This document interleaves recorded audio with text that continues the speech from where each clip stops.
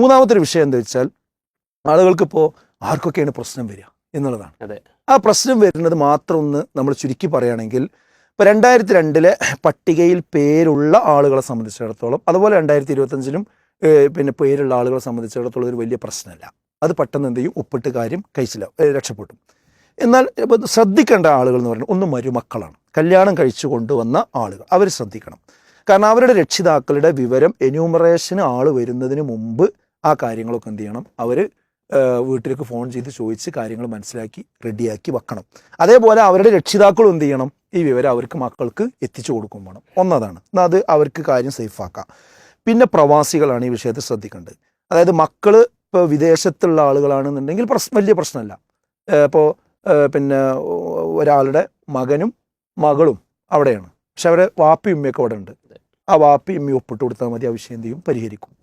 എന്നാൽ കുടുംബസമേതം വീട് അടച്ചു പൂട്ടി പോയ ആളുകളാണെങ്കിൽ അവിടെ പ്രശ്നമുണ്ട്. അവിടെ എന്താണെന്ന് വെച്ചാൽ അയൽവക്കത്ത് ഒന്ന് ചോദിക്കുന്നത് ഇവിടുത്തെ ആളുകൾ എവിടെയെന്ന് ചോദിക്കും.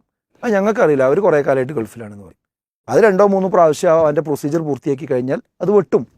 അപ്പോൾ അവിടെ എന്ത് വേണമെന്ന് വെച്ചാൽ അവിടെയാണ് പറഞ്ഞിരിക്കുന്നത്, അവർക്ക് അവിടെ നിന്ന് ഓൺലൈനിൽ എന്ത് ചെയ്യാൻ പറ്റും, ഇത് ചെയ്യാൻ പറ്റി. എപ്പിക് നമ്പറും അവർ ഫോൺ നമ്പറും അടിച്ചു കൊടുത്താൽ അവർക്ക് OTP വരും.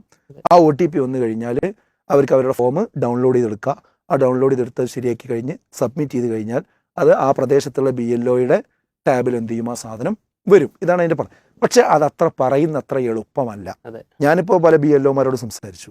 അവർക്ക് ആ പ്രൊസീജിയർ എന്തല്ല, അവർക്കതിൽ ഇരുട്ടിലാണ് അവരുള്ളത്. അതായത് വിദേശത്തു നിന്ന് OTP കിട്ടുക എന്നുള്ളത് നല്ല പ്രശ്നമുള്ള കാര്യമാണ്. നമ്മളെ നാട്ടിലത്തെ പോലെ എന്ത് ചെയ്യില്ല, അവിടുത്തെ OTP കിട്ടൂല.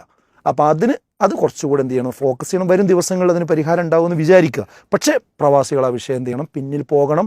അത് വളരെ സുതാര്യമായി നടക്കുന്നു എന്ന് ഉറപ്പുവരുത്തണം. ഇല്ലെങ്കിൽ ശബ്ദമുണ്ടാക്കിക്കൊണ്ടേയിരിക്കണം.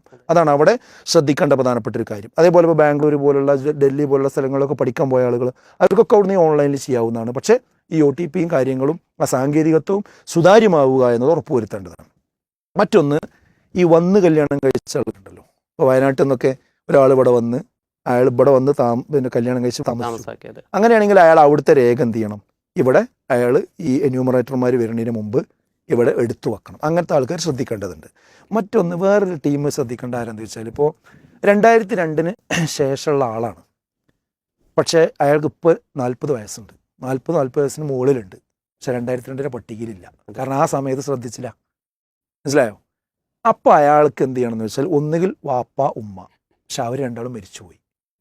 പിന്നെ അല്ലെങ്കിൽ വല്യപ്പ വല്യമ്മ, അവരും മരിച്ചുപോയി. അങ്ങനത്തെ ആളുകളെ സംബന്ധിച്ചിടത്തോളം അവർ രേഖയ്ക്ക് എന്ത് ചെയ്യേണ്ടതുണ്ട്, ഹാജരാക്കേണ്ടതുണ്ട്. അപ്പോൾ അവർ പ്രത്യേകം ശ്രദ്ധിക്കേണ്ടതുണ്ട്. അത് അന്ന് ശ്രദ്ധിക്കാത്തതുകൊണ്ടാണ്. പക്ഷേ മനസ്സിലായോ? അപ്പോൾ ആ ആളുകളും ആ കാര്യം മനസ്സിലാക്കണം. പിന്നെ ഒന്നുള്ളത് ശ്രദ്ധിക്കേണ്ടത് എന്താ വെച്ചാൽ, നമുക്ക് ഈ BLO ഒരു രസീത് തരും. ആ രസീത് നമ്മൾ സൂക്ഷിച്ചു വെക്കണം. അത് നിങ്ങൾ വാങ്ങിയിട്ട് അവിടെ കളയാൻ പാടില്ല.